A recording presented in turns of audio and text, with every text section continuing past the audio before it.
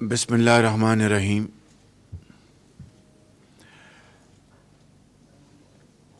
ہم یہاں پہ شہر قائد کل رات آئے تھے اور کل سے لے کے آج بھی کراچی کے عوام کی محبت اور بے پناہ جوش اور جذبہ دیکھ کر مجھے بہت خوشی ہوئی، اور میں اس عظیم شہر کے تاجروں، طالب علموں اور زندگی کے ہر شعبے سے تعلق رکھنے والے اپنے بھائیوں اور بہنوں کو سلام پیش کرتا ہوں، اپنے قائد میاں محمد نواز شریف کی طرف سے، اپنی طرف سے اور اپنی پارٹی کی طرف سے۔ اور یہ شہر قائد جو روشنیوں کا شہر ہے، اس کی ایک اپنی تاریخ ہے اور پاکستان کے حوالے سے اس کا رتبہ بہت عظیم ہے۔ کراچی شہر کی جو اکانومی ہے وہ پاکستان کی معیشت کے لگ بھگ نصف کے برابر ہے۔ کروڑوں لوگ یہاں پہ محنت کرتے ہیں اور اربوں ڈالر کا سرمایہ لگا کر اربوں ڈالر کماتے ہیں ایکسپورٹس کے ذریعے۔ لاکھوں لوگوں کو یہاں پر روزگار ملتا ہے، اور اس طرح کراچی پاکستان کا گیٹ وے کہلاتا ہے۔ پاکستان کے دوسرے علاقوں میں بسنے والے لوگ کراچی میں دہائیوں سے یہاں پر رہ رہے ہیں بڑے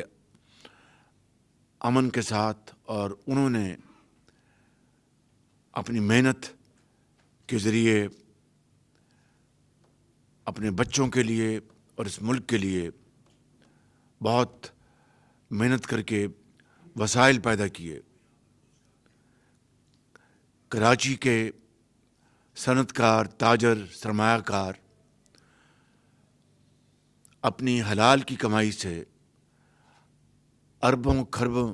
ٹیکس ادا کرتے ہیں۔ میرے قائد میاں محمد نواز شریف نے جب بھی اللہ تعالیٰ نے ان کو وزیر اعظم بنایا،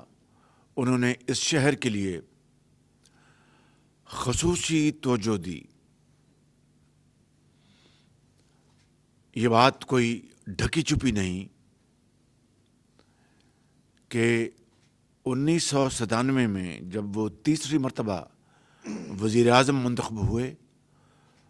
تو کراچی میں امن تباہ ہو چکا تھا۔ بوریوں میں لاشیں ڈال کر پھینک دی جاتی تھیں،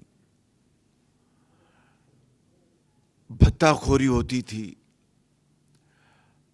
پرچی سسٹم چلتا تھا، اور کراچی کے عظیم صنعت کار اس شہر کو خدا حافظ کہہ رہے تھے۔ صنعتیں یہاں سے شفٹ ہو رہی تھیں، اور اس وقت میاں محمد نواز شریف نے تمام لا انفورسنگ ایجنسیز کے ساتھ مل کر صوبائی حکومت کے ساتھ تعاون حاصل کر کے اس بد امنی کو ہمیشہ کے لیے ختم کیا، جو کہ ایک ایسا سنہری کارنامہ ہے جو کہ تاریخ میں ہمیشہ یاد رکھا جائے گا۔ بھتہ خوری بند ہو گئی، बोरियों में लाशें वो बंद हो गईं, पर्ची सिस्टम ख़त्म हो गया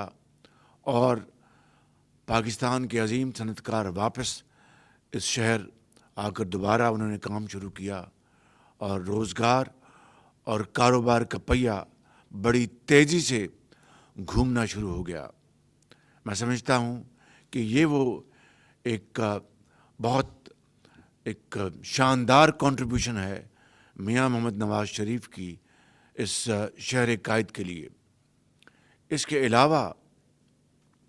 कराची शहर में पानी मुहैया करने के लिए K3 K4 के जो मंसूबे हैं उसमें अरबों रुपए मियां नवाज़ शरीफ ने बतौर वज़ीर आज़म कंट्रीब्यूट किए वफाकी वसाइल से, और ग्रीन लाइन जो पब्लिक ट्रांसपोर्ट की एक बहुत शानदार मंसूबा है वो उसको 100% उसको फाइनेंस किया वफाक के वसाइल से। और इसी तरीके से अंदरून सिंध में बेशुमार प्रोजेक्ट्स, मैं तफसील में इस वक्त नहीं जाऊंगा, और अगर मियां मोहम्मद नवाज़ शरीफ को एक धांधली के ज़रिए उनका इक़्तिदार ना छीना जाता तो हैदराबाद कराची मोटरवे एक शानदार मंसूबा आज कभी का मुकम्मल हो गया होता। बहरकैफ मैं माजी में मज़ीद जाए बग़ैर ये कहना चाहूँगा कि अब इलेक्शन की आमद है और आज पाकिस्तान का नौजवान वोटर, नौजवान कौम की बेटियां और बेटे वो इस इलेक्शन में हिस्सा लेंगे। मेरा ये भाई ज़रा तवज्जो, ज़रा खाई साहब इसको तवज्जो को क्यों कर रहे हैं यार आप, डिस्टर्ब हद हो गई। नशिस्तों में तशरीफ रखिए और शबाज भी ज़रा आना जाना बंद कर दें प्लीज़। भाई आपने ये दरवाज़ा क्यों खोला यार आपने?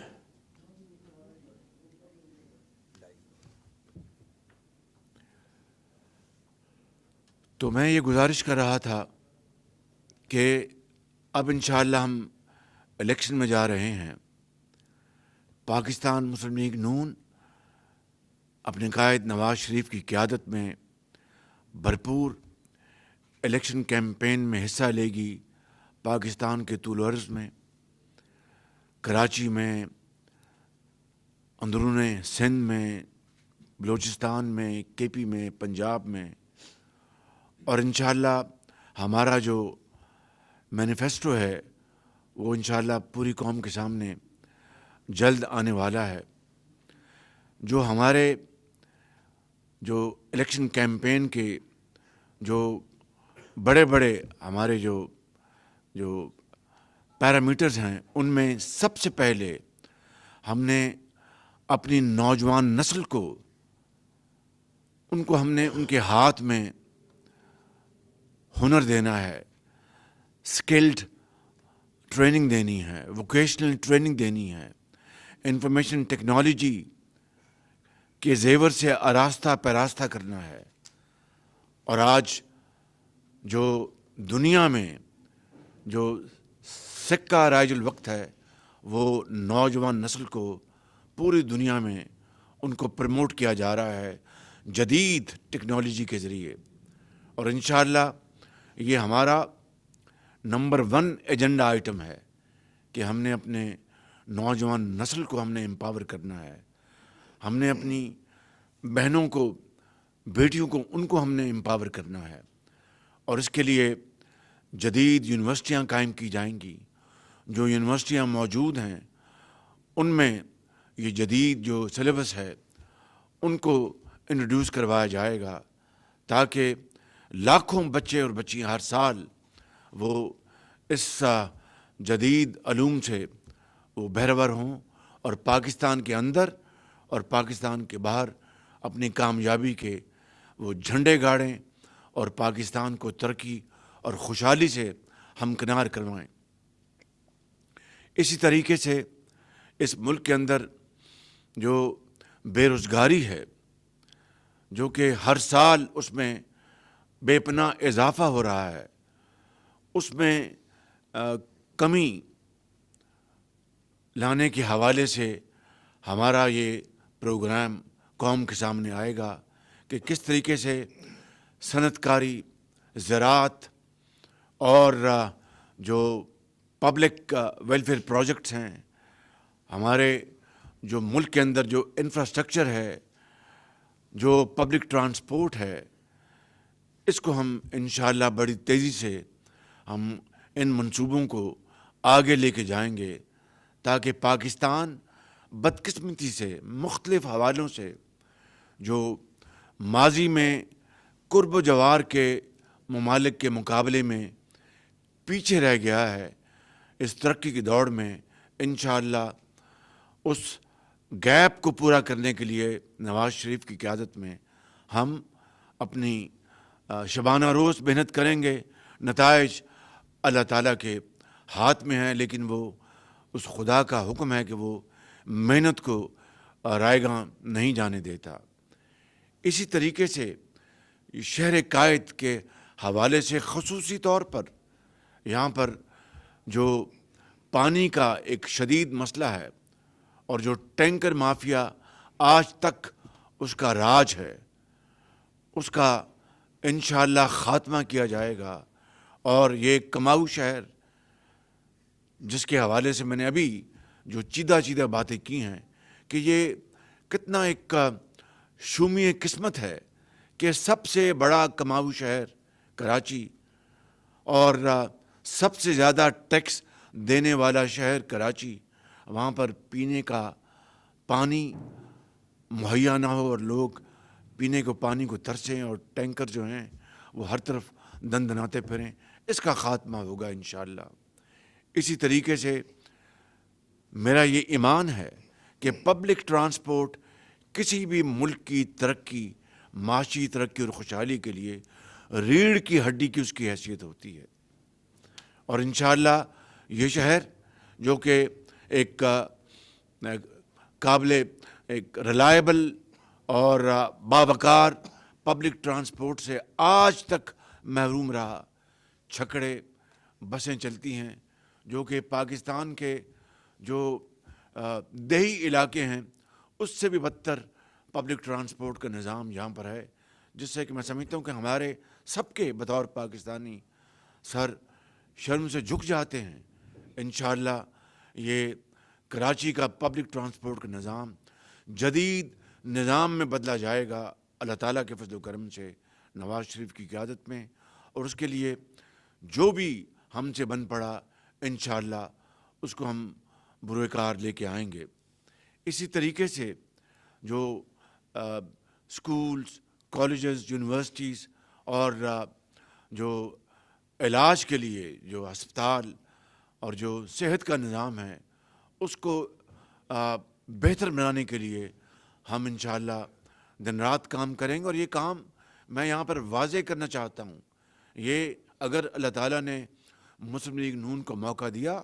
نواز شریف کی قیادت میں، تو یہاں پر جتنے بھی سیاسی سٹیک ہولڈرز ہیں ان کو ساتھ مل کر اکیلا کوئی شخص، اکیلی کوئی وحدت وہ کامیابی حاصل نہیں کر سکتی، یہ ٹیم ورک ہوتا ہے۔ اور انشاءاللہ بطور ایک پاکستانی میرا یہ ماننا ہے کہ ہمیں سب کے ساتھ مل کر اس عظیم جو ہماری جو سوچ ہے اس کو پاکستان کو ترقی دینے کے لیے، چاہے وہ کراچی میں جو بھی اس انتخاب میں جیت کے آتے ہیں ان کو ہم انشاءاللہ اور باقی صوبوں میں مل کر یہ ماضی میں جو دست و گریباں ہوتے رہے ایک 4 سالہ دور میں جو ایک تاریک ترین دور تھا